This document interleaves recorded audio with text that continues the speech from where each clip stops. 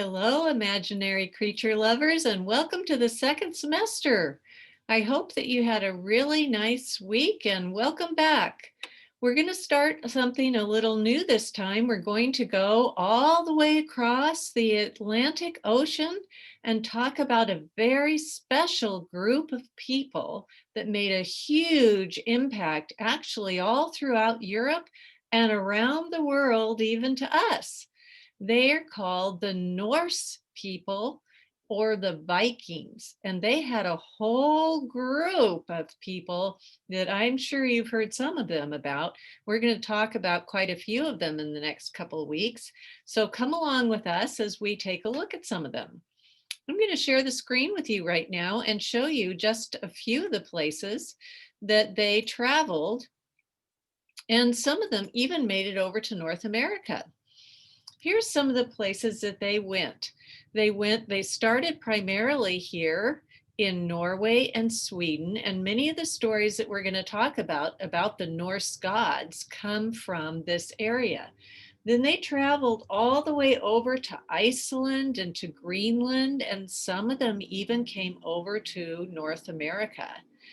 And then they traveled all the way down here through Great Britain, and some of them made it into France and even all the way into Russia and into some of Germany and even down here into the Black Sea and down here over into Turkey. So they traveled all over, and through their trading and taking of things from other cultures, the Norse people or the Vikings made a huge impact in the sharing and the exchange in one form or another of goods from other cultures and of the exchange of languages even in other cultures. So one of the things that we have gotten from the Norse people is a lot of stories and a lot of stories of myths and different beliefs. And some of them I'm sure that you've heard about. Today, I'm going to tell you a couple of stories about a couple of very famous gods that they had. So one of them was the king of all gods, and his name was Odin. And you can see Odin right here. Odin was one of the Aesir or warrior gods. In fact, he was the king of all gods. He was the very first god. He was the one who made the earth and the sky. He created humans and all living creatures. He was a very stern God, and he was an awesome king. Gods and humans feared his anger, and he could be spiteful, and sometimes he used his powers in unworthy ways. So he wasn't always considered to be a trusted and honorable God because he could be spiteful.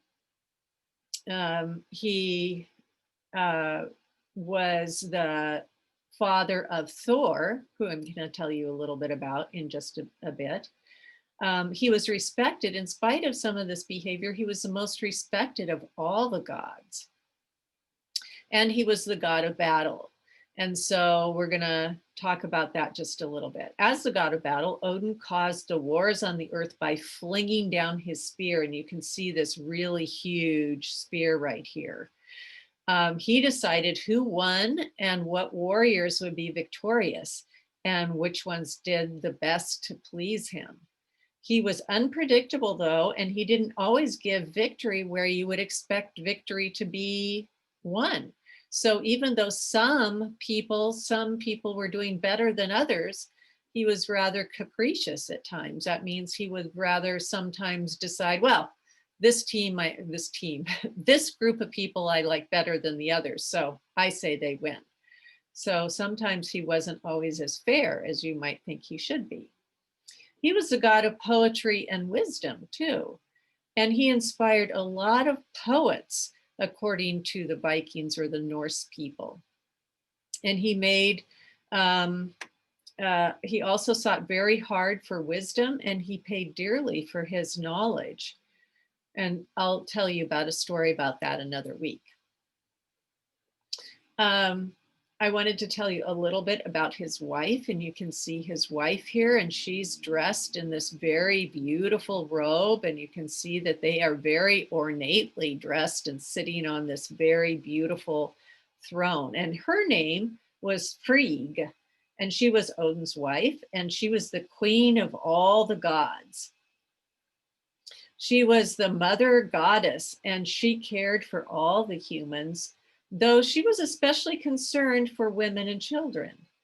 Frigg and Odin had a son that they called Balder, and he died tragically. And so you could look that story up. I'm not sure if we'll have time to look at that story. Frigg mourned him terribly because of this, and many women felt that she would be sympathetic to their sorrows. And their other son, Bragi, was married to Idun. Although she was very beautiful and desired by many men, she was faithful to Odin. She was a match for Odin, though, and she could outwit him if she was determined to get her own way. Like Odin, Frigg could see what the future held for any human and what their fate would be, but she would never tell what she knew. So she could be a very crafty woman and very smart. So you're going to hear some interesting stories about Thor. And Thor was the thunder god. Here you may know some stories about Thor. Here is Thor pictured with his famous hammer up here. And I'm going to show you how you can draw Thor's hammer. There's many pictures of what Thor's hammer looked like. Today, I'm going to show you one stylized version of Thor's hammer, and maybe you might want to draw it. Here's a picture of Thor holding his hammer high, and he's riding his horse. Thor, the thunder god, was Odin's eldest son. His mother was usually said to be Jorth, which means earth. She may have been one of Odin's lovers, or Jorth could have simply been a nickname for Frigg. And this is a little bit of a description of what Thor was like. He was a really colorful character. He was very huge, especially for a god, and extremely strong. But he was very temperamental. He had an extremely fast temper and could get angered very easily. But he was never angry for very long. So he would get very angry, but get over it very quickly. And he was very quick to forgive people. He did everything on a very grand scale. And so that means that he ate lots and he drank lots and he fought lots, and everything was done at very exaggerated. He liked nothing better than a straightforward battle of strength. So he would like to go out and say, let's have a contest to see who's strong enough and which one of us is stronger and better at something. That was his favorite game to play. He rarely used tricks or magic like some of the other gods. And speaking of some of the other gods that we'll get to, that like to do things with strength, I mean, not with strength, but tricks. Well, he wasn't really exactly a god, but did like to outwit people. That will be Loki, who we will talk about in just a little bit. But getting back to Thor, his brain was always not quite a match for his strength. And sometimes he got ribbed about that a little bit, because although he was like a big, strong, huge god, he wasn't always quite the brightest bulb in the shed, as we might say, or in the box.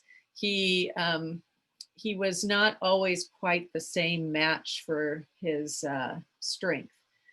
And sometimes he got ribbed for that a little bit. People, like ordinary farmers, loved him for his simple outlook. He was probably the most popular of the Norse gods, and his symbol was the oak tree. Thor was the defender of Asgard because he was the greatest adversary, because he protected them from their enemies.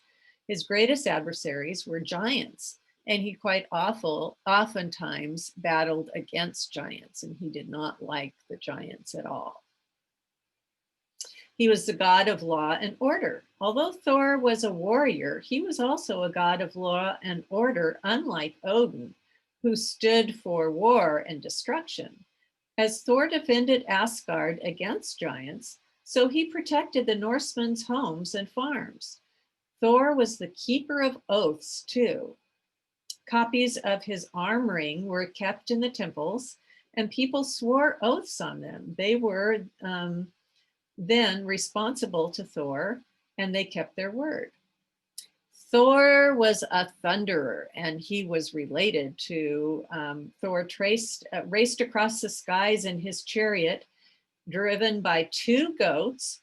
And when he did this, thunder was heard on the earth. So remember how we've talked about before that people had myths and gods related to explain different natural phenomenon. Well, Thor is one of them. And so when people heard thunder, they said to themselves, oh, there goes Thor racing across the sky, being driven by his two famous goats. And so pay attention to that, because one of the stories that you're going to hear involves Thor and his two goats. Thor's magic weapons. Thor had a belt which doubled his strength when he buckled it on an iron gauntlet, which allowed him to grasp any weapon. And he also had, of course, his most famous hammer, which was the Mjolnir. It always hit the target, and it returned to Thor's hand after he used it. When a thunderbolt struck Earth, people said that Thor had flung his hammer down. It's probably the thing that we most associate with Thor. The Mjolnir did not only do harm, though, it also had protective powers, and people wore small copies of it as jewelry to keep them safe. So you quite often see necklaces made out of it, and it's very beautiful jewelry. And a lot of people, according to Norse mythology, still even wear necklaces of Thor's hammer. So they think it brings him good luck. These charms were used to bless the dead, newborn babies, and birds. So Thor is an interesting character. Next time we'll look a little bit about Loki and some of the other people that are very interesting. So that's what we're going to look at today, is Thor and his hammer. We looked at Odin and Odin's wife Freya, and we will look at let's see if I can go back to that page. And then I will show you an easy way that, it was not Freya, sorry, it was Frigg. Freya we'll say for another day. And then I will show you a little bit about how you can draw Thor's hammer. And then we'll have some fun with that. And you can share that on the page and have fun sharing your own Thor's hammers and how you want to decorate it and color it. And I would love to see that. And I think other people would like to see your Thor's hammer too.